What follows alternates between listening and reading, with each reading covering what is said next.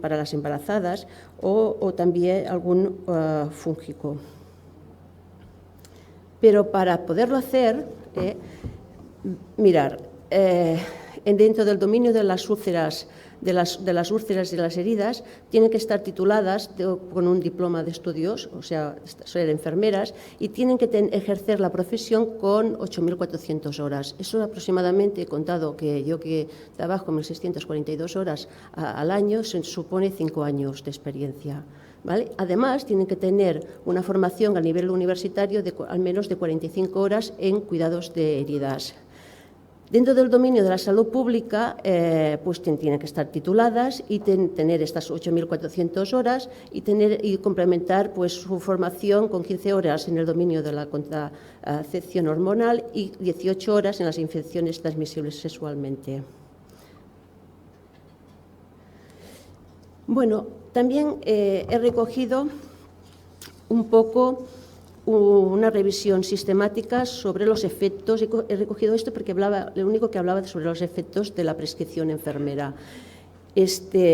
Como podéis comprobar, en todos está la bibliografía por si alguien está muy interesado en seguir este tema. Como el objetivo de este estudio era identificar, evaluar y sintetizar la evidencia de la literatura respecto a la eficacia de la prescripción enfermera en comparación con la prescripción que hace el médico, también en cantidad, el tipo de prescripción y los resultados del paciente. Era una revisión sistemática que se incluyeron 35 estudios con diseño cualitativo, 10 ensayos clínicos aleatorizados, 24 eran post-pre, pero sin comparador. La estrategia de búsqueda eran 11 bases de datos y 4 sitios de web. Y los criterios de inclusión eran para todo el grupo de pacientes, sin restricciones de edad, los estudios relacionados con la prescripción enfermera de medicamentos, como se define en uno de los 3 modelos que os he explicado anteriormente, los estudios con un diseño comparativo, estudios con medidas de resultados acerca de los efectos de la prescripción, la enfermera de la evolución de los pacientes, parámetros clínicos, etcétera, etcétera. Los resultados. Los años de publicación de estos estudios variaron desde el 1974 a 2011. 13 estudios se llevaron a cabo en Estados Unidos, 5 en Reino Unido, 13 en Estados Unidos, 12 en Reino Unido, 5 en los Países Bajos, 2 en Canadá, 2 en Noruega y 1 en Colombia. El tipo de prescripción de los estudios, 22 de los estudios incluían la prescripción independiente, 2 la suplementaria, 5 mixtos y 6 estudios analizaron la prescripción basada en direcciones de grupo. El nivel asistencial casi bien todos eran de atención primaria, 11 en atención especializada, en la hospitalización y 1 en ambos. Los resultados eran estudios según tipología de pacientes, 11 estudios para pacientes con diferente patología, 7 para diabetes, 4 para hipertensión, 4 para salud mental, 3 para el dolor, 3 píldoras anticonceptivas, estreñimiento, etc. La cantidad de medicamentos prescritos, los estudios que comparaban la cantidad de total medicamentos, pues se mostraban unos resultados mixtos. Como podéis ver, casi bien, tanto el médico como las enfermeras prescriben la misma cantidad. Hay algunos estudios que prescriben más las enfermeras que los médicos. También podemos ver que el número de pacientes y medicación prescrita, la mayoría de los estudios no encontraron diferencia entre las enfermeras y los médicos con respecto al número de pacientes que se les prescribió la medicación, con una cantidad comparable de medicamentos por visita. Hubo pocas diferencias globales entre las enfermeras y médicos, el tipo y la dosis de medicación prescrita. Aquí podemos ver las gráficas, las tablas, y como veis no hay diferencias en cuanto a los resultados clínicos, ¿vale? Y cuanto a la satisfacción en la prescripción enfermera versus al médico, pues era igual o en algunos, que hay muchos, pues muy mayor. Bueno, y las experiencias en nuestro ámbito. Este es un estudio catalán se realiza en atención primaria y va sobre guías por algoritmo, o sea, es lo que se llama la gestión de la demanda. No sé si a alguien le suena esto. Bueno, pues la enfermera tiene unas guías y el objetivo de este estudio era evaluar la eficacia de un programa de enfermera guiado por un algoritmo de cuidados para pacientes adultos con enfermedades agudas menores que solicitan consulta atención primaria. Era un estudio transversal, el muestreo era consecutivo, o sea que cada uno de los que llegaban a pedir consulta, los criterios de inclusión eran de personas mayores de 14 años que solicitaban una para cualquiera de las 16 enfermedades agudas menores. Los pacientes se incluyeron en este programa de gestión y la medida de resultado fue la resolución del caso. ¿Qué quiere decir? Que finalizaba la enfermera, finalizaba todo el algoritmo, todo, llegaba de arriba a abajo. Y la medida de resultado secundario fue el retorno a la consulta, definida como la necesidad de volver a consultar por el mismo problema antes de los 7 días. ¿Qué resultados había? Es un estudio muy largo, del abril del 2009 al 2011, y un total de 1.209.669 consultas se llevaron a cabo en 284 centros. Se logró una tasa de media de resolución de las consultas del 62,5%. Y la resta, el 37,5% de estos casos no fueron resueltos por la enfermera porque les remitieron antes a su médico de cabecera. Las tasas de resolución pues, variaron bastante, ¿vale? Eran altas en algunos de los casos, pero nunca se bajó del 42%. Ninguna de las 16 enfermedades menores tuvo una tasa de resolución por debajo del 40%. Volver a la consulta durante los 7 primeros días fue muy baja, del 4,6%. Aquí podemos ver las 5 primeras de frecuencia en el primer año y el segundo año, que era la lesión de la piel. Después tenemos los síntomas respiratorios superiores, después tenemos el dolor de garganta y después tenemos los síntomas urinarios leves, ¿vale? Como podemos ver en la segunda tabla, la de resolución del primer año y segundo año, pues podemos ver las 5 primeras mejores, que eran las quemaduras, los anticonceptivos, la lesión de la piel, la dermatitis seborreica, el incremento de la presión arterial, etc. Y bueno, voy a entrar a lo que, una vez hecho esta revisión, voy a entrar al tema, ¿no? A la prescripción enfermera desde una visión asistencial. Bueno, voy a hablar y voy a repetir un poco la prescripción independiente, la autónoma, cuando la enfermera indica o aplica algún producto o fármaco y lo hace centrada en la valoración suya, en la identificación de un problema, la formulación del diagnóstico, en la ejecución de las intervenciones y evaluación de los resultados. Hace referencia a los medicamentos o productos sanitarios derivados de las intervenciones que realiza esta enfermera desde una manera autónoma. Vamos a poner un ejemplo, una prescripción autónoma. Tengo un diagnóstico de enfermería como el deterioro de la integridad cutánea, tengo unas intervenciones, la planificación de los cuidados del sitio de incisión, la vigilancia y cuidados de la piel, el control de la infección, etcétera, etcétera. ¿Qué hará esta enfermera? Prescribirá, aplicará de manera autónoma una serie de cuidados, administrará unos cuidados tópicos, un apósito adecuado al hecho de la úlcera, aplicará un ungüento si lo necesita, etcétera, etcétera. Esto lo que hace referencia a la prescripción autónoma. Pero ¿qué nos dice el Real Decreto aprobado el 23 de octubre y publicado en el BOE unos días antes de Navidad? Pues el capítulo 2, que nos habla de la indicación, uso y autorización de medicamentos y productos sanitarios de uso humano relacionado con su ejercicio profesional, el artículo 2 nos dice no sujetos a prescripción médica y nos dice que los enfermeros de forma autónoma podrán indicar, usar y autorizar la dispensación de todos aquellos medicamentos no sujetos a prescripción médica y los productos sanitarios, pero para ello tendrán que estar acreditados. ¿Vale? Acreditados, esta acreditación emitida por la Dirección General de Ordenación Profesional del Ministerio de Sanidad, Servicios Sociales e Igualdad conforme lo establecido en este Real Decreto. Vamos a hablar más tarde de la acreditación, pero voy a hablar primero de otras cosas. Diagnósticos enfermeros no sujetos a la prescripción. Tenemos muchos. Está el estreñimiento y las antes, las diarreas y los inhibidores de la motilidad, el deterioro de la integridad cutánea y apósitos medicamentosos, limpieza ineficaz de las vías aéreas y los expectorantes, hipertermia y los antipiréticos, algunos, no todos, algunos, los que no llegan a 1 gramo. Productos sanitarios que no están sujetos a prescripción médica, pues la cánula de traqueostomía, la sonda vesical, la sonda rectal, la cámara de inhalación, la bolsa de colostomía, el colector, etcétera. cosas que una enfermera actualmente pues puede recomendar a este paciente.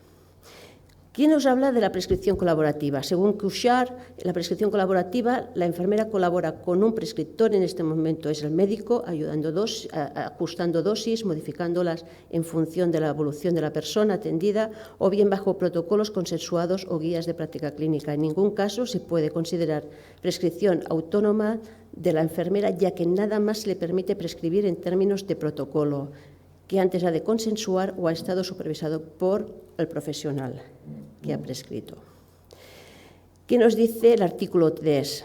Pues que también para llegar a esto ha de estar acreditada y que será necesario que el profesional prescriptor haya determinado previamente el diagnóstico, la prescripción y el protocolo o guía de práctica clínica y asistencial a seguir. Además, ha de estar validado, y ahora también lo voy a poner, y esta actuación será objeto de seguimiento por parte del profesional sanitario que haya determinado este fármaco. Y estos protocolos han de estar elaborados por la Comisión Permanente de Farmacia y serán validados por la persona titular de la Dirección General de Salud, Calidad, Innovación, etcétera, etcétera. Bien, tema de acreditación. Bueno, pues para llevar a cabo esta competencia enfermera tenemos que estar acreditados. Dos supósitos. En el ámbito de los cuidados generales, pues tenemos que conocer los diferentes grupos de fármacos, los principios de su indicación, el uso y la autorización, conocer la indicación y el uso de productos sanitarios, indicación y uso de medicamentos, evaluando los beneficios esperados, los riesgos asociados y aplicar las tecnologías y sistemas de información y comunicación para hacer pues, estas recetas. ¿Qué nos dice para los cuidados especializados? Pues hemos de conocer los principios de la indicación, uso y autorización, no lo voy a leer todo, pero conocer los diferentes grupos de fármaco, utilización de los medicamentos, aplicar las tecnologías, etcétera, etcétera. A más. ¿Qué nos dicen de los programas formativos? Pues que tenemos que formarnos. Para los cuidados generales, 180 horas de formación o equivalente en créditos de transferencia europea, o en el ámbito de los cuidados especiales, 180 horas de formación o su equivalente en estos créditos, una vez superados o reconocidos los créditos o las horas de formación previstas en el ámbito de los cuidados generales. Esto es un ejemplo de prescripción colaborativa en las enfermeras de insuficiencia cardíaca, ¿no? En nuestro caso, pues una enfermera gestora me llama a la consulta, ha ido a domicilio de un paciente, ha encontrado a este paciente descompensado porque ha aumentado su peso corporal, está muy cansado, tiene edemas, ha aumentado el número de cojines, me llama, me dice todas las constantes. Y yo, antes de todo esto, le decía, pues, según el protocolo, está escrito que le ponga 2 seguriles. Ahora lo que voy a hacer es ir a hablar con el médico, porque es una cosa que nosotros, a ran de este Real Decreto, hemos tenido que consensuar el equipo, y le digo, escribe esta situación que tiene que ponerle, sí, pues 2 seguriles, ya lo sabes, y yo le digo, muy bien, pero escríbelo en la historia, ¿vale? Me espero un poquito, bajo abajo, llamo a la enfermera, miro la historia, si está escrito o no está escrito, la llamo y se lo digo, ¿vale? Porque ella puede ver, porque tenemos historia compartida, ella puede ver que el médico, el cardiólogo, ha prescrito esto. ¿Vale? Esto es importante. No puedo dejar a otra compañera con el culo al aire en estos momentos, ¿eh? Es así. Pero bueno, voy a poner otro ejemplo que pasó el otro día.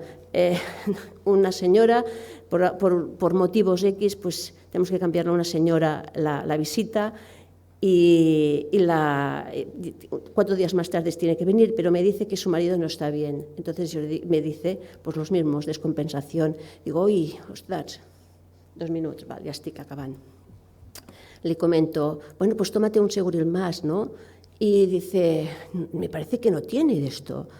Sí, es verdad, no tenía el seguril prescrito. Digo, bueno, pues vete al médico y se lo dices cómo está, que te dará el seguril, te darán diuréticos. Y muy bien, viene al día siguiente de la consulta Y yo estaba muy bien el señor, digo, oh, qué bien que está. Y yo digo, ¿fuiste al médico? Dice, no. Y yo, pero dices que el médico viene 2 días a la semana a mi pueblo. Y yo, ¿pero fuiste a la farmacia? Dice, no. Dice, entonces, ¿dónde fuiste? Dice, se lo pedí a la vecina, que tomaba Seguril.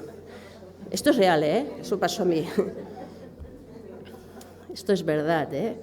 Bueno, otros ejemplos, por ejemplo, pues un ejemplo de prescripción colaborativa, pues el tema de la perinización del Portacat, como veis, pues está protocolizado. Ahora este protocolo tendría que pasar por esta revisión de esta comisión, ¿vale? Y otro ejemplo que me ha dejado Magda, pues la prescripción colaborativa en el paciente portador de SCOR, que los cuidados de esta herida. Pues ya veis, apósitos hidrocoloides, espuma protectora, antiséptico, etcétera, que esto no tendría problema, pero ahora se tiene que referir a este protocolo y este protocolo tiene que estar validado. Bueno, ya estoy acabando, no os voy a explicar nada más, pero me hubiera gustado poner la música de Imagine. Yo no soy manitas para esto, ¿no? Pero como muchos de vosotros conocéis Imagine del John Lennon, empezar a imaginar la canción. Y lo que a mí me gustaría, ¿no? Que las enfermeras tuvieran un alto nivel de autonomía reconocido dentro de sus competencias que adquiere en su formación, no solo en el pregrado, sino en su formación continuada. Potenciación del perfil de la enfermera. Esto también me gustaría muchísimo, y es empezar a hablar de perfiles, que la formación continuada estuviera facilitada, que se reconociera el grado de experiencia, competencias y autonomía por la formación adquirida que tiene esta enfermera, que la prescripción autónoma sea reconocida y regulada según la formación y experiencia adquirida que tiene esta enfermera, y sobre la prescripción en colaboración se debería estudiar el qué, el cómo, el cuándo, el dónde, todo esto. Y si el problema está en la palabra prescribir porque tiene una gran connotación médica, pues yo propongo que la cambien para seguir avanzando. Ya está.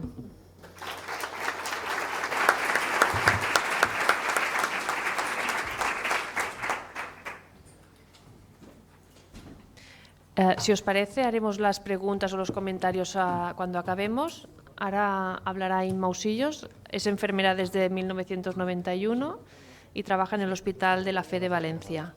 Desde 2014 es enfermera de la Unidad de Insuficiencia Cardíaca y pasó por el Servicio de Radiodiagnóstico y el Servicio de Cardiología. Inma nos hablará de novedades en fármacos que han aparecido en las guías. Hola, buenas tardes a todos. En primer lugar, quería dar las gracias al comité organizador y en especial a Mercè por darme la oportunidad de estar hoy aquí. Y a continuación os voy a hablar de un nuevo fármaco que se llama Entresto. Es un nuevo fármaco en insuficiencia cardíaca de la casa Novartis y... A ver si me aclaro. Vale. Frente a cualquier fármaco, los profesionales sanitarios y nosotros las enfermeras de las unidades pues nos hacemos muchas preguntas. ¿De dónde surge la evidencia de la efectividad de este fármaco? ¿A quién está indicado? ¿Qué efectos adversos nos vamos a encontrar más frecuentes? ¿Cómo minimizarlos?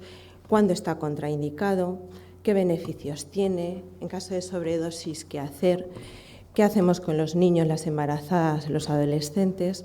Bueno, pues mi objetivo en esta charla es pues, intentar contestar estas preguntas. Yo sé que es un tema un poco arduo, que llevamos mucho escuchado, pero bueno, a ver si lo conseguimos.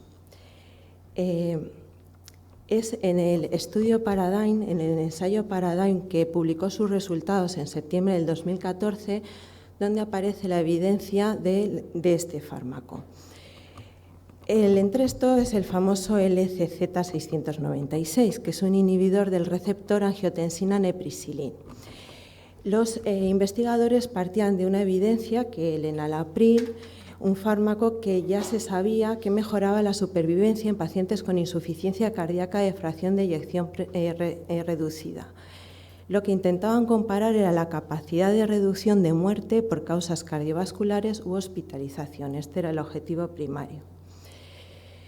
La metodología de este ensayo fue multinacional, aleatorizado, doble ciego.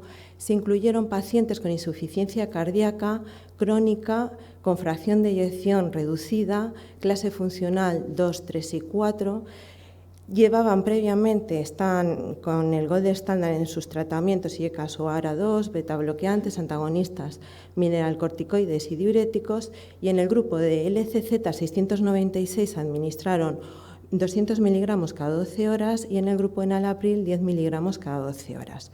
Bueno, os quería comentar también que este fármaco en España aún no está comercializado, se utiliza como uso compasivo y sí que se está ya comercializando, ya está comercializado en Estados Unidos y en algunos países de Europa como Francia o Alemania.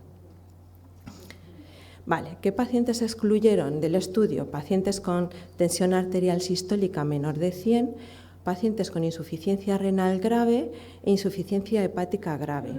La duración, la mediana del seguimiento fue de 27 meses y la edad media de los pacientes 64 años y hubo un grupo del 19% de los pacientes que tenían 75 años o más de 75 años. ¿Cuáles fueron los resultados de este ensayo? Pues el objetivo primario, que era primera hospitalización por empeoramiento de insuficiencia cardíaca o muerte cardiovascular, se consiguió en el 21% de pacientes del grupo de LCZ 696 y en el 26,5% del grupo enalapril. Bueno, este fármaco se presenta con tres tipos de dosis. Es un fármaco que está compuesto por sacubitril y valsartán y yo creo que todas las enfermeras que estamos en la consulta, cuando no nos vienen con las cajas y le preguntamos qué medicación toma, empiezan con la azul, la amarilla, la que se parte bien o la que se parte mal. Yo creo que esto nos va a ayudar un poco porque, como veis, las distintas presentaciones tienen colores diferentes y además tienen unas marcas diferentes. Todas las pastillas en un lado, en todos los comprimidos, en un lado pone NVR, pero en la dosis menor vamos a ver LZ, en la dosis media L1 y en la dosis mayor L11. Y yo creo que esto nos va a ayudar un poquito cuando no nos traigan las cajas. Vale, ¿en qué grupo está indicado?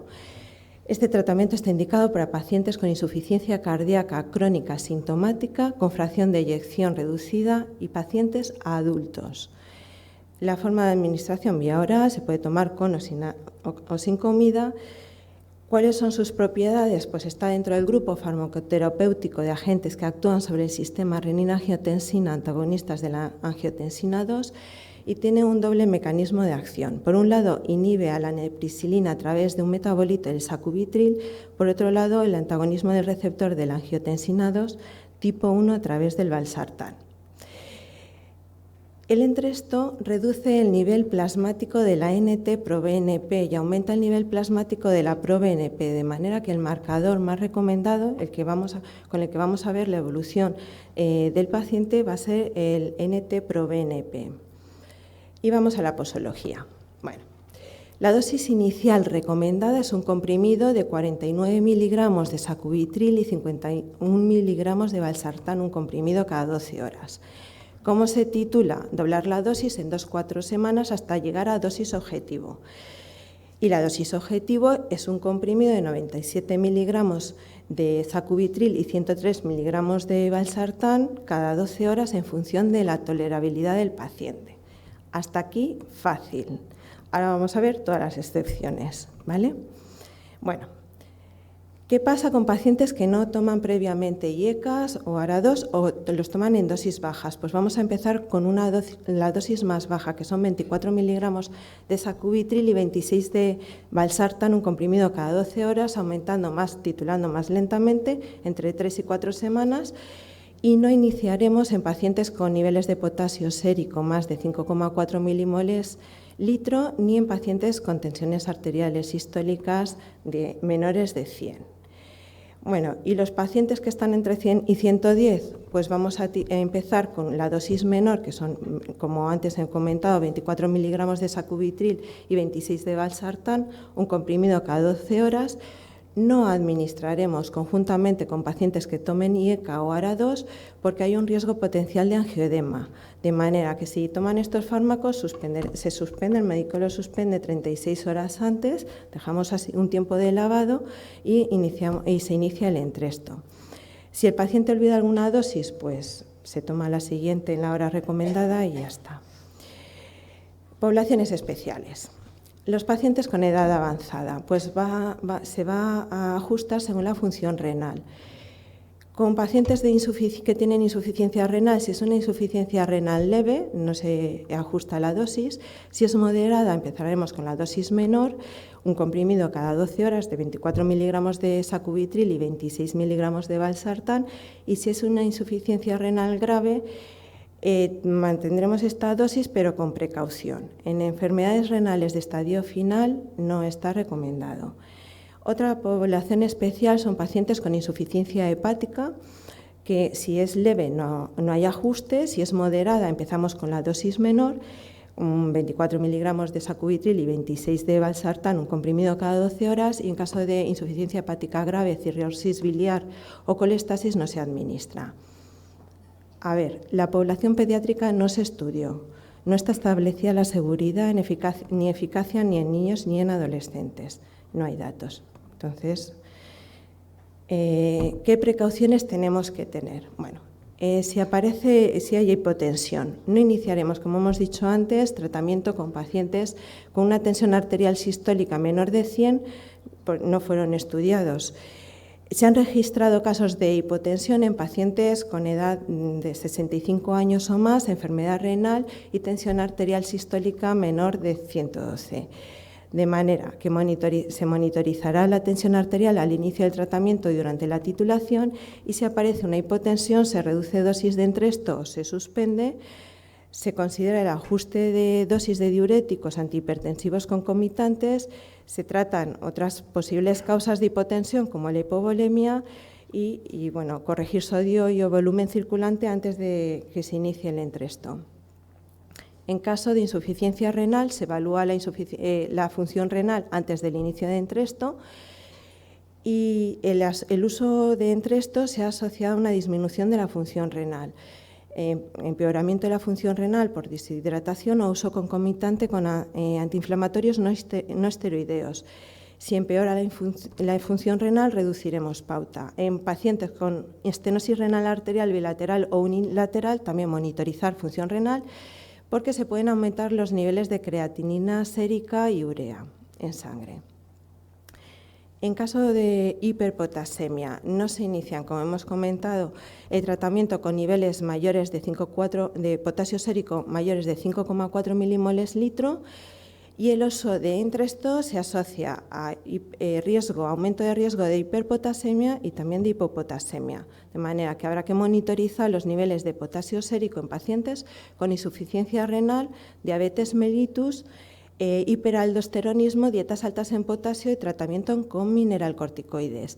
Si hay un aumento significativo del potasio, se ajustarán fármacos concomitantes, reducir dosis de Entresto o suspender. Si aparece angioedema, se debe de suspender y lo debe tratar el médico. Los pacientes de clase funcional 4, pues precaución con ellos porque hay una limitada experiencia. Como hemos comentado, el marcador más apropiado para ver la evolución, el NT-proBNP, en caso de insuficiencia hepática, precaución con la insuficiencia hepática moderada, contraindicado en la grave, en cirrosis biliar y colestasis. Bueno, ¿qué interacciones nos vamos a encontrar? Los pacientes con insuficiencia cardíaca toman muchos fármacos. En el caso, el sacubitril aumenta las concentraciones de estatinas y de sus metabolitos. En el caso del sildenafilo, una dosis de sildenafilo con Entresto en pacientes con hipertensión arterial se reduce significativamente la tensión arterial. Como hemos comentado, se monitorizará potasio sérico en pacientes que tomen diuréticos ahorradores de potasio, antagonistas mineralcorticoides, suplementos de potasio, sustitutos de sal que contienen potasio y los que se administren heparina. También monitorizaremos función renal si hay un uso concomitante con antiinflamatorios no esteroideos en pacientes mayores con función renal alterada y volumen circulante disminuido, que muchos de ellos pues toman diuréticos. Con el litio no hay estudiadas interacciones, pero si estos pacientes, muchos de ellos toman diuréticos, a mayor nivel de diurético, mayor nivel de toxicidad del litio y habrá que monitorizar niveles séricos de litio. Los pacientes que tomaban furosemida se redujo la concentración máxima en un 50%, los nitratos no requieren ajuste de dosis, con la metformina hubo una reducción también de la concentración máxima. En especial, hay que tener especial precaución cuando se inicie o se finalice el tratamiento concomitante con rifampicina, ciclosporina, tenofovir, cidofovir, ritonavir. Interacciones no significativas con la digoxina, warfarina, hidroclorotiácida, amlodipino, meprazol, carvedilol o combinaciones de levonorgestrel y etinil-estradiol. Contraindicaciones: pacientes que tengan hipersensibilidad a los principios activos o alguno de los excipientes del fármaco, el uso concomitante con antiinflamatorio, con IECAS y Entresto, antecedentes de angioedema cuando han sido tratados con IECAS o ARA, angioedema hereditario o idiopático, uso concomitante de medicamentos que contienen alisquireno en pacientes con diabetes mellitus e insuficiencia renal, como hemos dicho antes, insuficiencia hepática grave, cirrosis biliar y colestasis, y en el segundo y tercer trimestre del embarazo. Bueno, respecto a la fertilidad no hay datos, no está recomendado en el primer trimestre de embarazo y está contraindicado en el segundo y en el tercero. En madres lactantes no se recomienda. Reacciones adversas, las más frecuentes: hiperpotasemia. Frecuentes: anemia, astenia, fatiga, hipopotasemia, hipoglucemia, mareo, cefalea, síncope, vértigo, hipotensión ortostática, tos, diarrea, náuseas, gastritis y fallo renal. Poco frecuentes: hipersensibilidad, mareo postural, hipotensión, prurito, ras y angioedema. Respecto a la sobredosis, se administró en sujetos sanos 583 miligramos de sacubitril y 617 miligramos de valsartán, y el síntoma más común fue la hipotensión. ¿Qué beneficios cardiovasculares tiene el Entresto? Pues aumenta los péptidos degradados de la neprisilina, como los péptidos natriuréticos, consiguiendo vasodilatación, natriuresis, diuresis, aumento de la tasa de filtración glomerular y del flujo sanguíneo renal, inhibición de la liberación de renina y aldosterona, reducción de la actividad simpática, y tiene efectos antihipertróficos y antifibróticos. El valsartán inhibe simultáneamente los efectos perjudiciales de la angiotensina 2 sobre el sistema cardiovascular y renal mediante bloqueo selectivo del receptor AT1 y inhibe la liberación de aldosterona. Previene la activación sostenida del sistema renina-angiotensina-aldosterona, que produciría vasoconstricción, retención de sodio renal y de fluidos, activación del crecimiento celular y proliferación y remodelado cardiovascular adaptativo. Bueno, en las últimas guías que han sido publicadas recientemente se indica la indicación es 1B. En resumen, está indicado a pacientes con insuficiencia cardíaca, sintomáticos, fracción de eyección reducida, capaces de tolerar tratamiento con enalapril. En caso de tomar IECAS, se tiene que suspender 36 horas antes para prevenir la hipotensión. Y como conclusión, bueno, un esquemita en el que el inicio de la dosis, recordar que era 49 miligramos de sacubitril y 50 miligramos de valsartán, un comprimido cada 12 horas, titulando en 2-4 semanas, doblando dosis hasta dosis objetivo, que es de 97 miligramos de sacubitril y 103 de valsartán. El marcador recomendado, el NT-proBNP, cuidado con los pacientes con insuficiencia renal, insuficiencia hepática, y cuidado con los pacientes que tienen tensiones arteriales sistólicas entre 100 y 110. Con los pacientes que no han tomado IECAS o a dosis muy bajas, está contraindicado en embarazadas en el segundo y tercer trimestre de embarazo, pacientes con tensión arterial sistólica menor de 100, no recomendado en el primer trimestre de embarazo y en la lactancia, y también contraindicado en fármacos que lleven alisquiren en pacientes con diabetes mellitus e insuficiencia renal. Bueno, no sé si he cumplido mi misión, pero como el título, no deis palmas aún, porque el título era Nuevos fármacos, así que ahora os voy a contar otro. No me pongáis cara de susto porque va a ser muy cortito, ¿vale?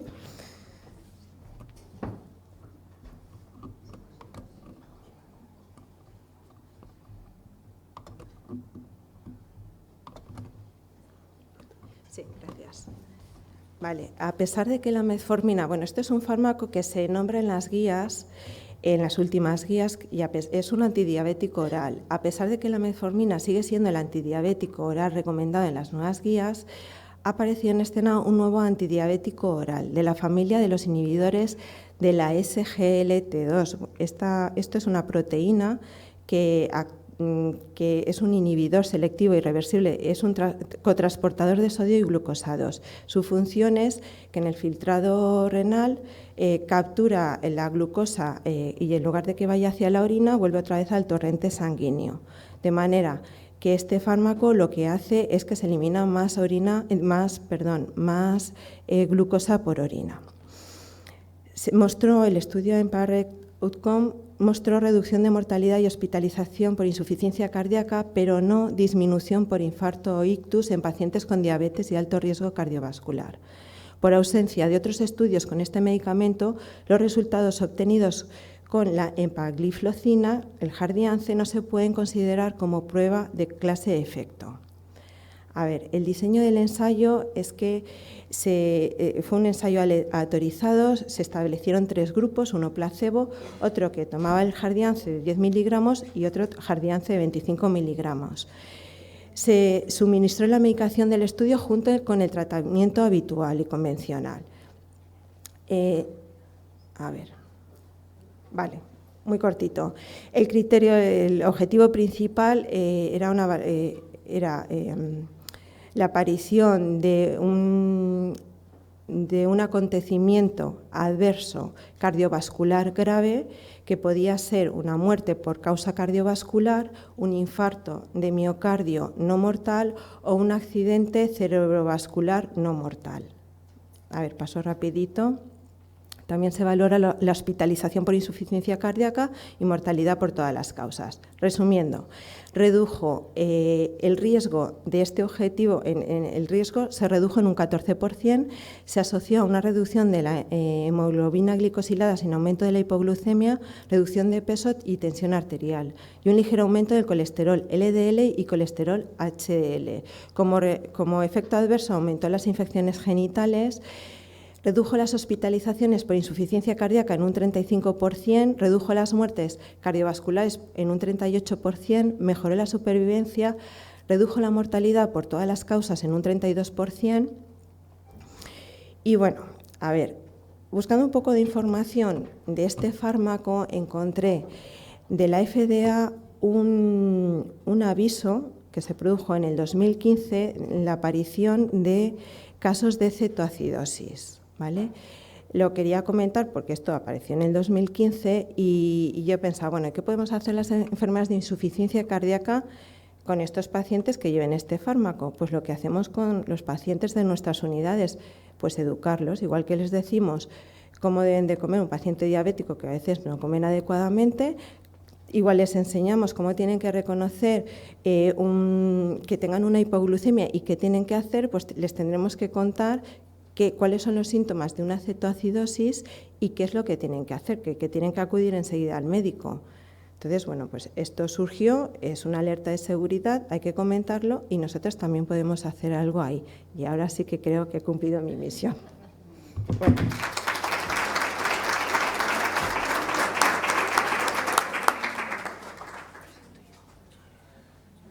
Bueno, anda, pasa, gracias, pasa. Bueno, ahora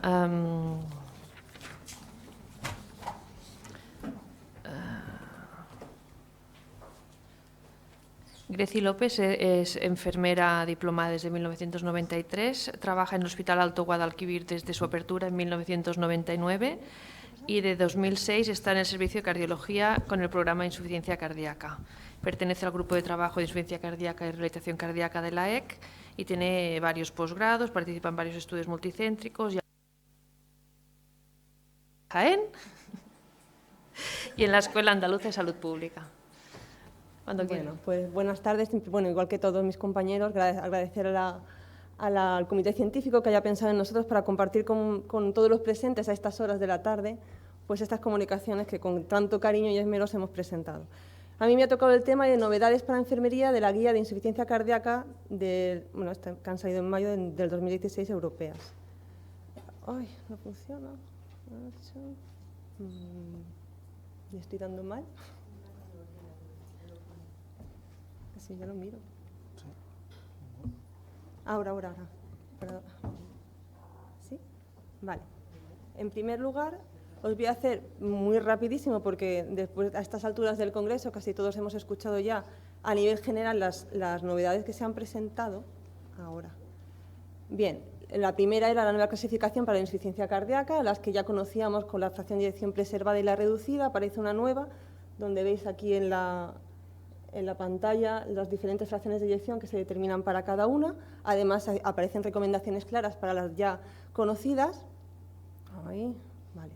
Aparece un nuevo algoritmo diagnóstico para la insuficiencia cardíaca de debut, con criterios de exclusión y corte de BNP.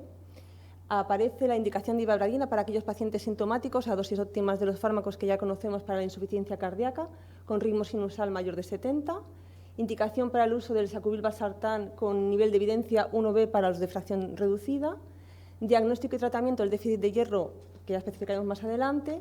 Modificación de las indicaciones de resincronización cardíaca. Recomendaciones para la prevención de insuficiencia cardíaca, y se amplían apartados referentes a comorbilidades, paliativos, etcétera.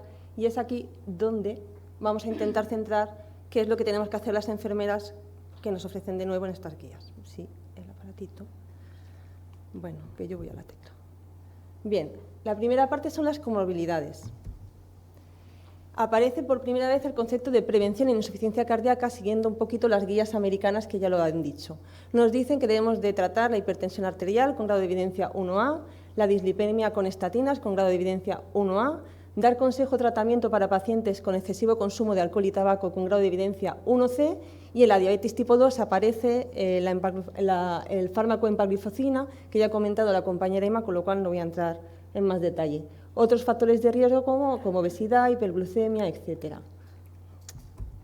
¿Y por qué es tan importante la comorbilidad en la insuficiencia cardíaca? Bien, pues porque interfiere en el proceso diagnóstico. No es raro el paciente que tenemos con disnea, que hay que distinguir si es de causa cardíaca o respiratoria, porque agravan los síntomas y empeoran la calidad de vida, y porque a nivel del tratamiento farmacológico tenemos una serie de características. Pueden afectar al uso del tratamiento indicado para la insuficiencia cardíaca, cuando tenemos que utilizar IECA en pacientes con insuficiencia renal, por ejemplo, o algunos fármacos para el tratamiento de las comorbilidades pueden agravar síntomas de insuficiencia cardíaca, por ejemplo, el tratamiento con AINES. O el uso del tratamiento conjunto para ambas puede disminuir eficacia, seguridad, producir síntomas secundarios, etc. ¿Y por qué? Pues porque normalmente los estudios que se utilizan para verificar el tratamiento de la insuficiencia cardíaca utilizan como criterios de exclusión las comorbilidades que tan habitualmente estamos acostumbrados a tratar. Bien, ¿y cuáles son aquellas comorbilidades que a nivel de enfermería nos interesa saber para poder abordar realmente dar una atención integral a nuestros pacientes? Pues aquellas que se asocian, a un peor pronóstico. Hablamos de la hiperlipidemia, cifras bajas de LDL están asociadas a peor pronóstico. La diabetes, recordemos, como ha bien dicho Inma, que el fármaco de elección sigue siendo la metformina. Recordar que cuando nuestros pacientes llevan insulina es un potente retenedor de sodio y por lo tanto puede producir alteraciones en cuanto a los síntomas congestivos. Anemia y déficit de hierro, que se ha demostrado además el exitoso tratamiento con el hierro carboximaltosa. Insuficiencia renal y hepática, bien conocidas. Trastornos del sueño como la apnea central y la obstructiva. Alteraciones en el sistema nervioso central como la depresión, que además está asociada a déficit de autocuidado, aislamiento social, etcétera, ACV, disfunción autónoma. Otras etiologías como la gota o la artritis. Los dos extremos, nunca mejor dicho, de la balanza. Por un lado tenemos la caquexia cardíaca, que afecta entre el 5 y el 15% de pacientes con fracción de eyección reducida preferentemente, y que está asociada además a la reducción de la capacidad funcional, supervivencia y hospitalizaciones frecuentes. Y en el otro extremo tenemos la obesidad, que es un factor de riesgo independiente para el desarrollo de la insuficiencia cardíaca, y en donde se nos dicen estas guías que deberíamos recomendar la pérdida de peso a aquellos pacientes que tienen un índice de masa corporal mayor de 35. Otras comorbilidades a tener en cuenta, ya la hemos dicho, la hipertensión arterial, disfunción eréctil. Recordemos que muchos de los fármacos que utilizamos para tratar la insuficiencia cardíaca la están produciendo, betabloqueantes, antialdosterónicos, etcétera. Hipopotasemia, también trabajamos con fármacos que producen alteraciones a este nivel, potencialmente suelen desencadenar arritmias ventriculares. Cada vez tenemos más pacientes que están en tratamientos oncológicos porque son cardiotóxicos, como las antriciclinas, y cardiovasculares, que todos conocemos como la fibrilación auricular, arritmias ventriculares, enfermedad coronaria y arterial general. No sé si voy muy rápido, pero con el estrés de que soy la última. Bien, como novedoso, entre comillas, gestión y planificación al alta. ¿Qué nos dicen? Nos dicen que debe iniciarse lo antes posible una vez el paciente se ha mantenido 24 horas estable. Y esto significa que se han corregido los factores que han precipitado el ingreso y además el paciente se está hemodinámicamente estable. A todo ello hay que sumar que se ha debido de dar durante este proceso educación intensiva al paciente y a la familia en cuanto que sepa reconocer cuáles son los síntomas de descompensación. Y además nos dicen que se debe programar un seguimiento precoz al alta porque esto está demostrado que reduce el reingreso en los primeros 30 días. Nos dicen que todos los pacientes deberían estar incluidos en un servicio de insuficiencia cardíaca multidisciplinar, esto lo veremos más adelante, con nivel de evidencia 1A como las del 2012. ¿Por qué? Porque el incumplimiento terapéutico está demostrado que es uno de los precipitantes de ingreso más importantes en la insuficiencia cardíaca. Y uno de los objetivos de estos equipos es detectar de forma precoz causas de descompensación para corregirlos y evitar los reingresos. Recomendaciones para programar el seguimiento como tal no se recogen en las guías, pero si rebuscamos la bibliografía sobre la cual se basan las guías, aparece que se debería establecer una cita programada en 2 semanas si va a ser visto por el cardiólogo, en 1 semana si es por atención primaria e independientemente de esto, se debería hacer un seguimiento telefónico 3 días tras el alta. Además, siguiendo con la bibliografía sobre la que se basan las guías, porque esto como tal no aparece en las guías, nos dicen que en la planificación al alta aquellas estrategias que están relacionadas con evitar el número de reingresos serían todas estas listas, ninguna destaca sobre otra, pero sí que nos dicen en los estudios que se han hecho que por lo menos para que sea realmente efectiva necesitamos aplicar 3 o más de estas. Y hablamos de seguimiento por equipo médico de atención primaria, asociación del hospital con operaciones locales, titulación de fármacos por parte de la enfermera, un seguimiento ambulatorio programado, un documento al alta que ponga en contacto de forma directa hospital y primaria, una persona responsable de monitorizar lo que son las pruebas de laboratorio, prescripción electrónica, información al alta hospitalaria de paciente, familia, cuidadores sobre los síntomas de alarma, un personal para atender a las alertas 48 horas tras el alta o un seguimiento telefónico programado desde el hospital tras el alta y después de esta. Otro aspecto novedoso en estas guías aparece en cuanto a las consideraciones en el paciente anciano y nos habla del deterioro cognitivo y de la fragilidad. ¿Qué características tiene esta población anciana? Pues la insuficiencia cardíaca es su principal causa de ingreso. Si la prevalencia de esta enfermedad se estima que en la población general es alrededor del 1 o 2%, en las personas mayores de 70 años es alrededor del 10%. Además, está asociado a un aumento de la estancia hospitalaria y un mayor riesgo de muerte. La fragilidad está presente en el 70% de los pacientes mayores de 80 años y también deterioro cognitivo.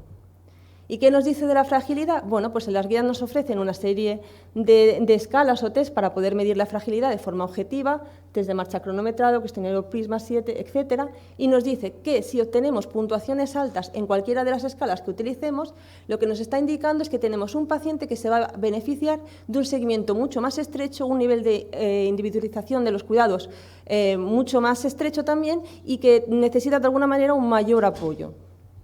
De la misma manera nos habla del deterioro cognitivo, nos ofrece otras 2 escalas, el Minimental y la evaluación cognitiva de Montreal, y nos dice que si realmente sale que es positivo, pues nos recomienda trabajo conjunto del equipo de insuficiencia cardíaca con el equipo de demencias, si existe, ayudar al cumplimiento de la medicación, que es muy frecuente este aspecto en estos pacientes, individualizar una vez más el asesoramiento sobre el autocuidado y el apoyo incondicional a familia, paciente, etcétera. También nos dicen en las guías que en los periodos de agudización o de descompensación y los ingresos hospitalarios es frecuente que en este tipo de pacientes sufran episodios de delirio, que además están asociados a un aumento de la morbimortalidad. Nos dicen en las guías, nos dan unas recomendaciones sobre la atención a estos pacientes. Nos dicen, una vez más, monitorizar la fragilidad, si existe una causa reversible, tratarla. Considerar, una vez más, que no estamos solos, trabajo del equipo de insuficiencia cardíaca con geriatras, equipo de demencia, asistente social, etcétera, para dar un mayor apoyo a paciente y familia. En cuanto a la medicación, nos dice considerar la suspensión de la medicación que no incida en el control de síntomas y la calidad de vida del paciente, reducir en la medida de lo posible la polifarmacia y reducir y simplificar el tratamiento, revisar dosis de diuréticos por el riesgo de caídas, por la hipotensión ortostática y optimizar de forma lenta y progresiva lo que serían los fármacos. Bien, Llegados aquí, nos encontramos que en las guías del 2016 aparecen de alguna manera ampliadas, entre comillas, algunos de los aspectos que aparecían en la del 2012. Así lo hacen, y de forma bastante notable, lo que se refiere a los cuidados paliativos. Al igual que en el 2012, aparecen las mismas consideraciones al final de la vida en pacientes con insuficiencia cardíaca. Nos dice que son pacientes con un deterioro funcional progresivo, tanto físico como mental, mayor dependencia en la mayoría de las actividades de la vida diaria, síntomas de insuficiencia cardíaca grave con mala calidad de vida a pesar de tratamiento óptimo farmacológico, frecuentes ingresos hospitalarios, caquexia cardíaca, pacientes en quienes se ha descartado soporte circulatorio y trasplante de corazón y que existe un juicio clínico sobre la proximidad del final de la vida. Y nos dicen estas guías nuevas del 16 que la decisión de cambiar el objetivo de los cuidados de la evolución de la enfermedad a la calidad de vida debe de partir del consenso entre el paciente, médico de primaria y cardiólogo, y la familia si el paciente así lo estima oportuno. Y además nos dice que deberíamos de incluirlo ya en la planificación una vez que se ha diagnosticado el paciente de insuficiencia cardíaca. Nos ofrece una serie de escalas para poder de alguna manera objetivar este estado y nos brinda una vez más la consigna de que debemos de trabajar en equipo, coordinarnos con los equipos para el equipo de insuficiencia cardíaca y el equipo de paliativos o médico de primaria. Nos dice, a esto es igual que en el 2012, que los componentes claves es centrarse en mejorar o mantener la calidad de vida de paciente y su familia, acceso del paciente y la familia a apoyo psicológico y espiritual si lo demanda, evaluación frecuente y alivio de los síntomas de la insuficiencia cardíaca y de las otras comorbilidades, y la planificación anticipada, que os la voy a desarrollar en el plan de cuidados que también aparece como propuesta en estas guías del 2016. Nos dice que debe haber un consenso sobre la suspensión de aquella medicación que no hace efecto inmediato en el manejo de los síntomas o relacionadas con la calidad de vida. Hablamos de estatinas, hablamos de fármacos para la osteoporosis, etcétera.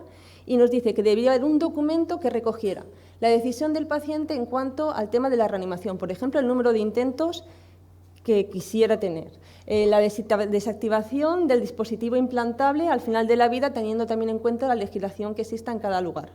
La preferencia del cuidado del lugar para el cuidado y la muerte, que en las guías especifica que lo ideal sería el domicilio con el adecuado soporte. Y una vez más, el apoyo emocional, paciente, familia y cuidador. Además, nos aparecen en estas guías una serie de terapias para aliviar síntomas y mejora de la calidad de vida sin ningún tipo de evidencia que lo constate, pero bueno. Tenemos el oxígeno, aumentar la concentración para aliviar la disnea, diuréticos para el manejo de los síntomas congestivos, tratamiento de la hipertensión por el riesgo de las caídas que os he comentado anteriormente y la morfina para reducir disnea, dolor y ansiedad. En cuanto al equipo multidisciplinar, pues no avanza mucho más de las del 2012. Aparece la misma recomendación, grado 1A, que os comentaba anteriormente. Se recomienda la inclusión de los pacientes con insuficiencia cardíaca en programas de cuidado multidisciplinar para reducir el riesgo de ingreso, y aparece nuevo en el 2016, y muerte por insuficiencia cardíaca. Y la segunda parte, con grado de evidencia 2BB, el seguimiento por estos pacientes por atención primaria. ¿Y qué nos dice? Pues básicamente, como os comento, no hay mucho más. Componentes, dice los habituales, y entre los habituales somos cardiólogos, médicos de primaria y enfermeras, y a partir de ahí, pues todos los que se puedan sumar, farmacéuticos, geriatras, psicólogos, etc. Objetivo, el mismo, pacientes sintomáticos de alto riesgo. Función, mejorar los resultados clínicos. ¿Cómo? Pues a través del seguimiento estructurado, a través de la educación del paciente, la monitorización, la optimización del tratamiento farmacológico, apoyo social y mejora en el acceso a la atención. Necesario, como siempre, coordinación y continuidad asistencial dentro de los diferentes niveles sanitarios. Integrar los servicios de rehabilitación cardíaca y cuidados paliativos y la participación del paciente, la monitorización de síntomas, junto con el ya nombrado apoyo psicosocial, paciente, familia, cuidador, etc. Nos dice también que es muy necesaria la monitorización de estos pacientes, pero una vez más no nos da herramientas claras o concisas sobre cuál es lo más adecuado, cuál hay mayor evidencia. Nos da una consigna generalista que nos dice que el método óptimo va a depender de la organización sanitaria de cada lugar, de los recursos que tengamos y, obviamente, de las características de los pacientes a los que tengamos que atender. Por lo tanto, esta monitorización puede ser llevada desde atención primaria, desde hospitalización, en domicilio por los propios pacientes, con un soporte telefónico estructurado, a través de telemedicina, que está también sin definir, porque hay muchos estudios de resultados contradictorios a fecha de hoy, los péptidos natriuréticos, que ya se hablaron también en la del 2012. Nos dicen además, y haciendo un gran hincapié, en el tema de la educación. Al igual que en el 2012 nos hablan de claves en la educación que debemos de estar presentes en todos los programas de insuficiencia cardíaca y nos acompañan de las habilidades del paciente. Pero en estas guías del 2016 nos añaden una nueva columna que versa sobre la actuación profesional para optimizar el aprendizaje y capacitar para la toma de decisiones conjuntas. No os asustéis que no os lo voy a leer todo, solamente señalaros que la columna de la actitud del profesional es completamente novedosa este año y os señalo las pequeñas diferencias con respecto al 2012. En cuanto a etiología, evolución y pronóstico, haciendo referencia a los cuidados paliativos, aparece tomar decisiones realistas, incluyendo las referentes al final de la vida. Y destacar en la actitud del profesional que incide una y otra vez en cada recomendación en que es importantísimo la información regular, oral y escrita, que debemos reconocer y tener en cuenta a la hora de facilitarla el nivel educativo y la evidencia científica que dispongamos, reconocer barreras en la comunicación, mostrar sensibilidad en todo el proceso. En cuanto al apartado de dieta y alcohol, sí que señala que se debería recomendar un consumo de sal inferior a 6 gramos, recalca una vez más que la restricción hídrica de 1,5 litros a 2 litros solamente para aquellos pacientes con insuficiencia cardíaca grave. Y en cuanto a esta otra nueva columna, tenemos en los aspectos psicosociales, es diferente porque engloba lo que he dicho anteriormente en cuanto a la atención al paciente anciano, depresión y disfunción cognitiva, y la existencia de problemas psicológicos en cuanto al impacto de la enfermedad en el estilo de vida del paciente, en la existencia no de tener que llevar un dispositivo implantable, en los cambios farmacológicos que debe introducir, etc. Y ya para acabar, en cuanto al ejercicio físico, sí que lo voy a desglosar un poquito más porque en estas nuevas guías del 2016 se criticaba en las del 2012 que la evidencia que existía estaba basada realmente en un solo estudio. Sin embargo, parece que se han puesto un poquito más las pilas en este nuevo 2016 y hay ya varias revisiones sistemáticas y metaanálisis que demuestran una vez más que el entrenamiento físico mejora la condición física y la tolerancia al ejercicio, la calidad de vida y la tasa de hospitalización por insuficiencia cardíaca, y esto lo hace con el 2000, como igual que en el 2012, con grado de evidencia 1A. Y además nos desglosa que en los pacientes con fracción de eyección reducida reduce el riesgo de hospitalización también con grado de evidencia 1A. Y a nivel práctico, ¿qué es lo que más nos dice?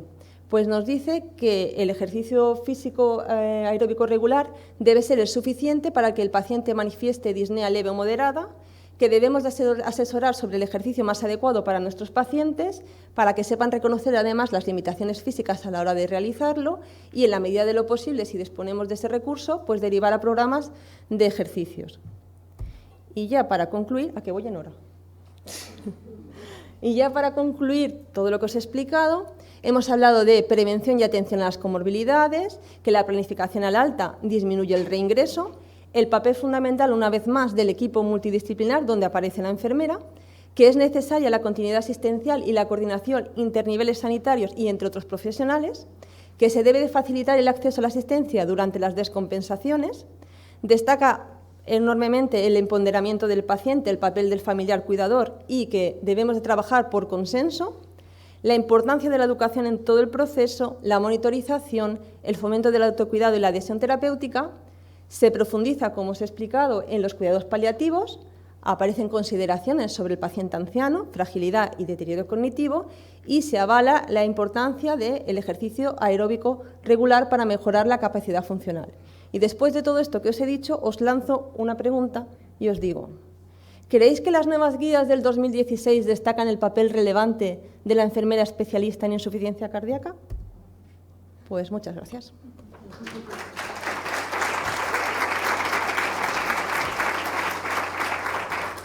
Bueno, ¿alguna pregunta? Juana y Carmen.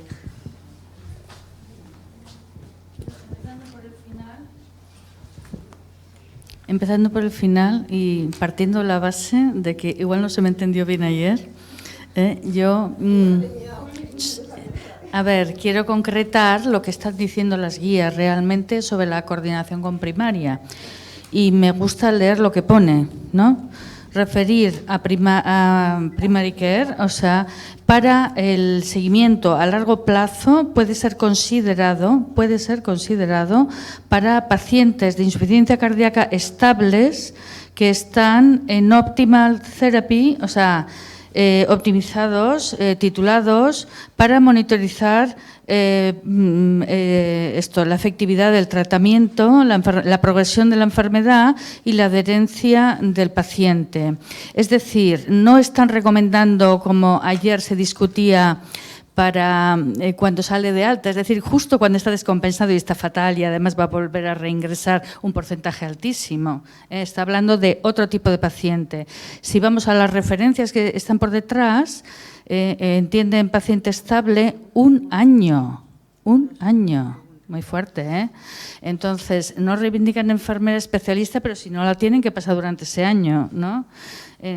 A ver, está complicado, porque luego en las referencias que hacen sobre el equipo multidisciplinar, que no le ponen apellido, vamos a los metaanálisis en los que se basan y ahí, perdona, sí están las enfermeras. Entonces, el problema es que hay que leer la letra pequeña. Por desgracia, la enfermera siempre está detrás de la palabra multidisciplinar. Ayer me oísteis varias veces sobre el tema este. Yo, cuando empecé a hacer la revisión bibliográfica, me encontré con que la enfermera no existía. Pero luego me di cuenta, cada vez que aparece la palabra multidisciplinar, es un sinónimo de enfermera, es decir, la enfermera lo hace todo o casi todo, ¿no? Entonces, ojo con esto, hay que leer la letra fina, las referencias detrás y qué es lo que dicen. ¿Y por qué no la nombran? Bien, entonces, bueno, vale, Claro, no, esto por un lado Pero bueno, ¿cuál era la pregunta, Juana? No, la pregunta era que definiera un poquito más la coordinación con primaria que decía las guías, pero al final me ha parecido más práctico leerlo, Vale, ¿no? Porque, ¿no? Y respecto a Lluïsa, a mí me preocupa enormemente la prescripción libre, entonces tengo que expresar mi opinión. Entonces me preocupa enormemente porque me preocupa también la prescripción libre del médico. Hay países donde cosas que se pueden prescribir aquí libremente, o sea, digamos, dar en la farmacia como un antiinflamatorio, esto no se puede hacer en otros países europeos. Entonces, decimos, al final una persona, cualquier enfermera de primaria, no estoy en contra de la primaria, ni mucho menos, pero cualquier enfermera con un curso puede dar antiinflamatorios. Bien, pero ¿a quién? ¿A qué tipo de paciente? ¿No? Esto es lo mismo que el triaje este que has planteado. Proceso leve, una diarrea. A mí se me ponen los pelos de punta como enfermera de insuficiencia cardíaca con una diarrea, que tengo que quitar la plerenona, que tengo que no sé qué, que tengo que ajustar fármacos, tengo que pedir análisis. Entonces, procesos leves, pues... Bueno, yo, Juana, primero de todo, decirte que, no sé si te has dado cuenta, pero en muchos países, muchos países, de las 7 que había en esa diapositiva, muchos de ellos había un listado, o sea, prescribían las enfermeras sobre un listado, ¿vale? Tratamientos, medicamentos, etcétera. Y esto es importante, no están haciendo una prescripción libre. Después, en el tema de la gestión a la demanda, es un protocolo enorme que lo he estado revisando para ahora y realmente lo indica muy bien todos los pasos que debe seguir esta enfermera, ¿no? En cada uno de los 16 problemas menores que hay, ¿vale? Entonces, yo aquí no le voy a plantear todo, pero yo os he dado los resultados y que también se estaban haciendo estudios dentro de nuestro país referente a la prescripción, y esto es bueno. Yo no voy a plantar todo internacional, sino también... No me acuerdo, no. Es decir, paciente que se mandó a su casa y luego tenía algo gordo. Bueno, pero para eso también estamos haciendo lo nuestro, ¿no? Bueno, en fin. Es lo que te estoy diciendo, es que este es un estudio que hay en estos momentos, ¿me entiendes? Es un estudio hecho en el 2012, que actualmente este estudio no se llegaría al final hecho teniendo este Real Decreto encima de la mesa, seguro, porque las enfermeras actualmente a esto no se lo juegan. Ya está.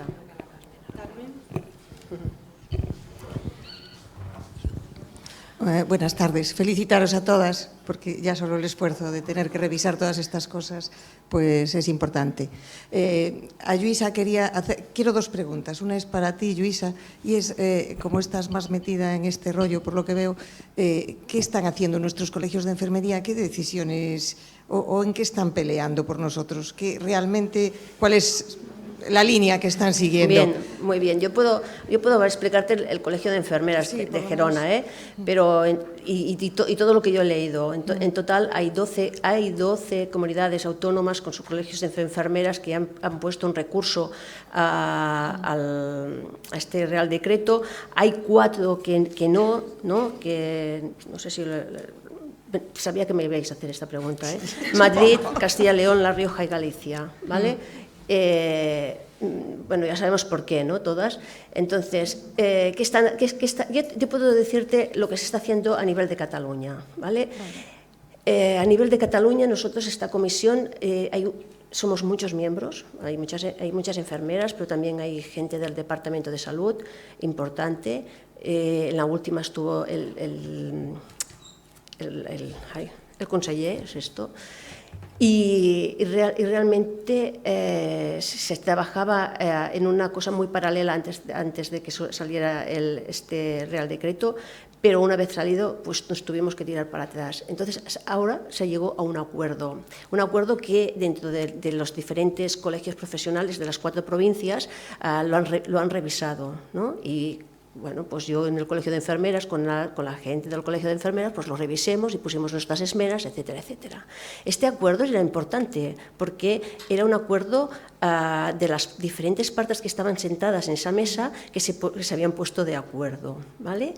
Y estaban hablando sobre todo de lo que era la prescripción autónoma, ¿vale? El reconocimiento de esta prescripción autónoma. Realmente, yo no he dicho mi opinión aquí, ¿no? Yo no lo he dicho porque, bueno, yo pienso que lo podían haber hecho mucho mejor, bastante mejor. No, es que hay cosas legales que estamos haciendo, no lo estamos haciendo legal, pero hay cosas que hacía la enfermera que ahora en estos momentos estamos descubiertas legalmente, ¿entendéis? Entonces, hay muchos sitios que ha habido enfrentamientos serios, ¿vale? O enfrentamientos entre profesionales. Esto no me gusta, para nada. A la gente que me conocéis, sabéis que a mí me gusta mucho todo el tema de la relación interprofesional, de equipo, y que realmente se ha de conseguir esto, de alguna manera. Yo creo que la prescripción autónoma se tendría que acreditar, se tendría que acreditar, pero también estoy de acuerdo que se tiene que acreditar con formación. Y una de las cosas que no habla este Real Decreto, y que a mí me parece que siempre lo estoy diciendo en todas las reuniones, es la experiencia que tiene que tener la enfermera, que tiene que estar reconocida, ¿vale? No pueden dejarnos al aire con una experiencia de 5 años en un sitio muy concreto donde se hace una serie de cosas muy concretas, como por ejemplo la enfermera clínica de estomoterapeuta, como por ejemplo la enfermera que está en una unidad de endoscopia, como por ejemplo una enfermera que está estoy hablando de hospitalización, pero me voy a la primaria y muchas más. Perdonad una cosa, de todos ese grupo que están en el Departamento de Salud, la única enfermera hospitalaria soy yo, todas son de atención primaria. Gerona apostó por enfermedad hospitalaria y realmente en el hospital también se hacen muchas cosas en relación a esto. Yo no soy partidaria, lo voy a decir aquí bien fuerte, para el café para todas. Esto es así, yo no lo soy, ¿vale? Y lo siento a la gente que esto le pueda ofender, porque yo pienso que será de reconocer esta experiencia, esta acreditación y esta formación de esta enfermera, ¿vale? Y realmente nosotros tendríamos que decir esto, en esos lugares donde están estos políticos y estas personas que saben tanto, tendrían que haber personas, enfermeras de la base para poder decir que se ha de tener acreditación, que se ha de tener formación y que se ha de tener experiencia antes de prescribir. En todos esos países había esto y había al lado un mentor, que puede ser médico, puede ser una enfermera en práctica avanzada. Realmente estamos, no sé, por ejemplo, este Real Decreto está mal, pero tampoco está tan mal, porque hablan de cosas, pero no hablan de la experiencia. Yo esto quiero. Y sí, se ha de redefinir mucho el tema para legalizar los protocolos. Esto tampoco está bien, ¿vale? Yo no creo que tengamos que ir a llevarlos a Madrid para que los hagan, elaboren, etcétera, etcétera. Aquí ha de haber un papel importante de los colegios profesionales, ha de haber un papel importante también de las asociaciones de enfermeras, y también ha de haber un papel importante de esta enfermera y de los comités de calidad de la institución donde tú trabajas. Eso ha de existir y esto tampoco están hablando. Todo esto que yo acabo de decir es mi opinión, simplemente. Bueno, yo estoy casi de acuerdo, yo creo que en todo y también en lo de la experiencia sobre todo. Y la siguiente pregunta, por eso me quedé con el micro, era para Gracia. Como estuvo revisando las guías, a mí hay una cosa que me llama la atención. En la guía del 2008 hablaban de la adherencia y había un apartadito dedicado a la adherencia, pero ahora en las guías posteriores no. No sé, me llamó la atención porque lo buscaba yo como adherencia y no viene como adherencia, como bloque de adherencia.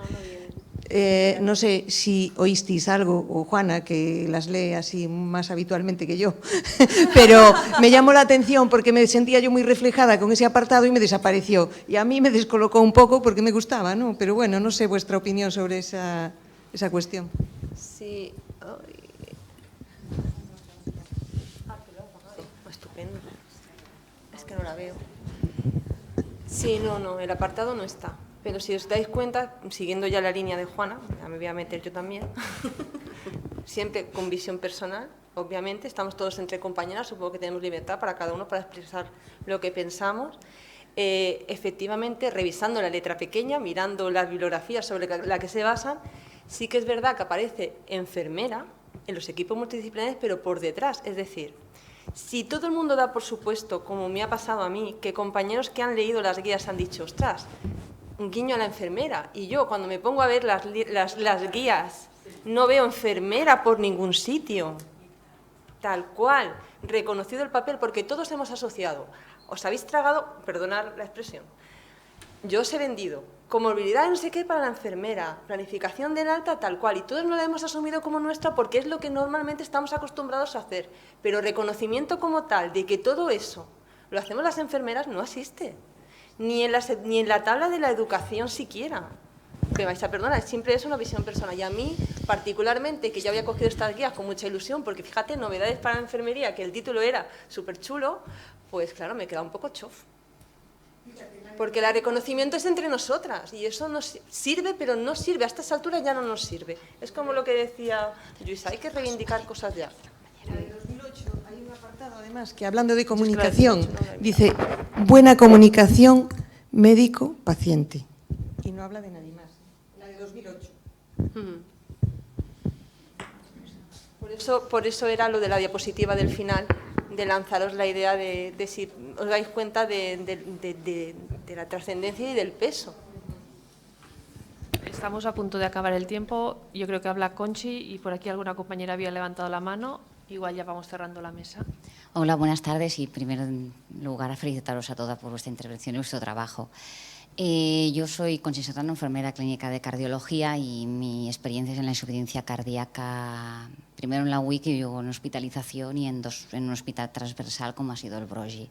Aparte de esto, como habéis hecho referencia al equipo multidisciplinar y que es un guiño para los profesionales de fuera, ¿no? Parece que sea un cardiólogo, un internista, hombre, os tienen en cuenta, tienes toda la razón. Y es que nuestro enfoque siempre ha sido multidisciplinar. Como estamos entre profesionales y entre confianza y en el sector que todas nos movemos, pienso que, bueno, yo no sé vosotras, mi experiencia desde el Brogi como enfermera clínica de complejidad y en la IC, llevo no una, sino 1.500 reuniones con territorio, con trabajadores sociales, con PADES, con equipo de geriatría para lograr este pase del enfermo crónico de la IC a la IC avanzada, ya optimizada y realmente estamos haciendo en todos los sitios los mismos, adaptado a cada uno a nuestro territorio. Y realmente eso es una anécdota a que un internista, un cardiólogo, realmente parece que te felicitan el hecho de que salimos y nos tienen en cuenta. Y es que a veces digo, pero es que yo, desde que hice el primer año enfermería, nuestro enfoque, por obligación, por devoción y porque es nuestra ciencia, es multidisciplinar. Igual que entramos en una habitación y valoras todo, Igual que entras a cualquier sitio y valoras todo, nosotras desde la WIC, desde la ICE ingresada, es que yo no sé entrar a una habitación y no valorar todo. Entonces yo creo que no estamos reconocidas en ese aspecto y a veces tenemos que ir a reuniones. Yo prácticamente tengo que morderme la lengua en el buen sentido porque parece que están inventando las sopas de ajo. Y bueno, yo tengo que sonreír como que, qué novedad, ¿no? Porque si no quedas un poquito... Pero es que a nosotras, o sea, ¿os es nuevo esto de valorar todo esto, tener en cuenta las comorbilidades?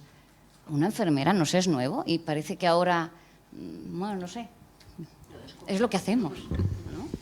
Pues mira, esto te lo voy a hilar con otra cosa. Realmente no es nuevo, realmente los que te lo reconocen lo primero son los pacientes. Sí, sí.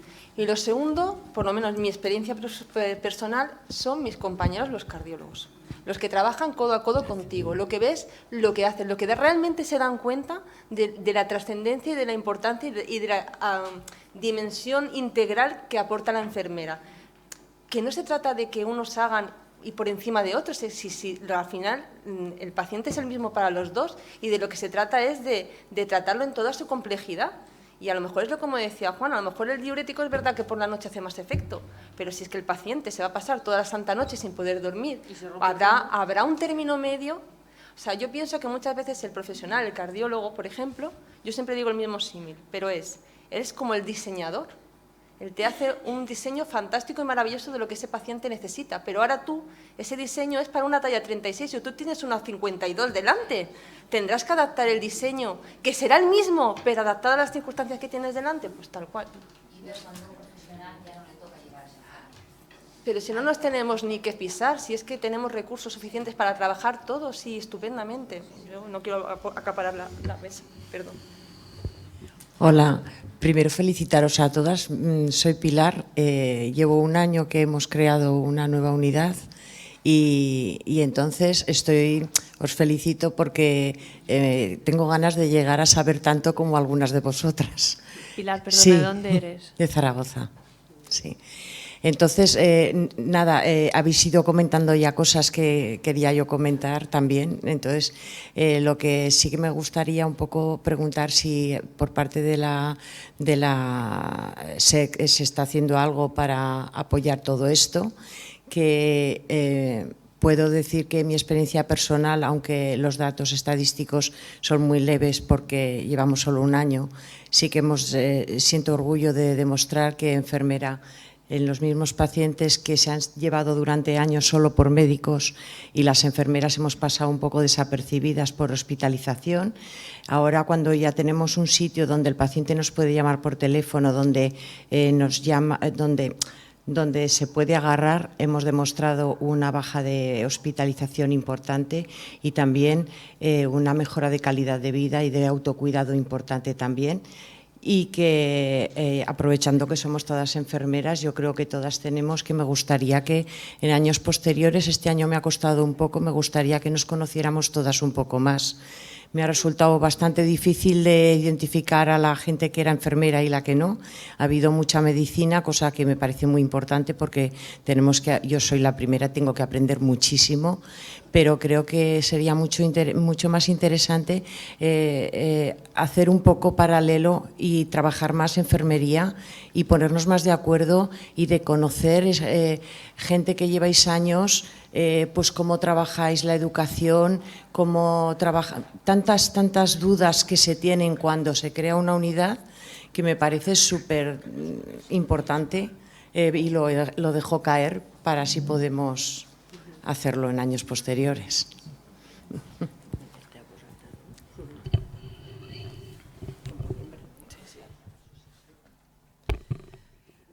Bueno, en principio, o sea, tenemos dentro de la Asociación Española de Cardiología, la enfermería, ¿no? Está el grupo de insuficiencia cardíaca, ¿no? Y que desde aquí invito a todo el mundo a que se apunte, ¿no? Que a través de la página web uno se puede apuntar en el de esto. Bueno, pues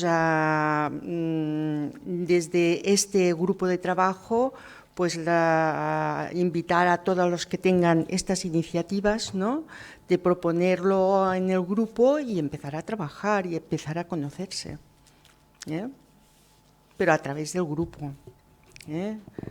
Ahí tenemos todas las direcciones, tenemos el de esto, si se tienen ganas de trabajar, si se tienen ganas de poner en marcha proyectos, pues a través de este grupo de trabajo pues lo podemos hacer. No sé si te he contestado bien, pero es esto, ¿no? Yo, bueno, como vocal, que me queda un año, deciros que el año que viene la plaza de vocal quedará libre, o sea que os podéis presentar. Queda mucho trabajo por hacer, se ha cambiado la página web y si habéis entrado está súper cojo, esto requiere un tiempo, hay que dedicarse y supongo que este verano nos pondremos más las pilas, pero si tenéis ideas y sugerencias son bienvenidas y si alguien quiere ayudar o colaborar con la web o esto, cualquier ayuda es bienvenida. Y eso, como decía Magda, animaros a apuntaros al grupo de trabajo.